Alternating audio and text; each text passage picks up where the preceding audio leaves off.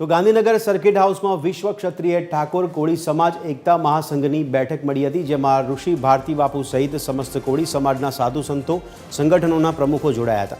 બેઠકમાં કુલ 5 એજન્ડા નક્કી કરાયા હતા। બેઠક બાદ ઋષિ ભારતી બાપુએ કહ્યું કે બંધારણ મુજબ ઓબીસી સમાજને 54% અનામત મળવી જોઈએ। તો ઠાકોર સમાજે કહ્યું કે સરકાર એવા નિર્ણય કરે છે જેના કારણે છેવાડાના લોકો નોકરીમાં જોડાઈ શકતા નથી। હવે તલાટીની પરીક્ષા જીપીએસસી કરતાં પણ અઘરી કરી નાખી છે। ત્યારે 5 એજન્ડા આજના રહ્યા છે। એક તો બંધારણના નિયમ મુજબ ઓબીસી સમાજને 54% અનામત મળે અને ત્યારબાદ વસ્તી મુજબ અનામત વર્ગીકરણ આપવામાં આવે। આ પ્રથમ એજન્ડા આજનો છે।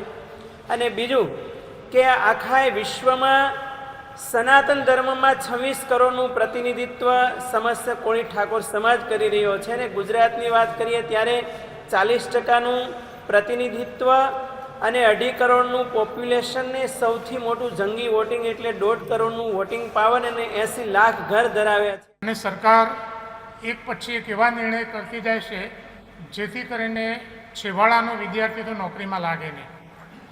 તલાટીની જે ભરતી છે એના માટેનો જે અભ્યાસક્રમ નક્કી કર્યો છે એ અભ્યાસક્રમ સાથે આપણને વાંધો ન હોઈ શકે, પણ એમાં જે નિયમો કર્યા છે એ નિયમો જીપીએસસી કરતાં પણ આકરા અને કઠિન નિયમો કર્યા છે।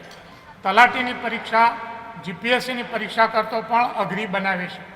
ભાઈ અમારા વસ્તીના પ્રમાણમાં અમને અલગ અનામત મળવી જોઈએ, અમારા વસ્તીના પ્રમાણમાં અમને બજેટ મળવું જોઈએ, અમારા માટે જિલ્લે જિલ્લે શાળા હોસ્ટેલો છાત્રાલયની વ્યવસ્થા થવી જોઈએ।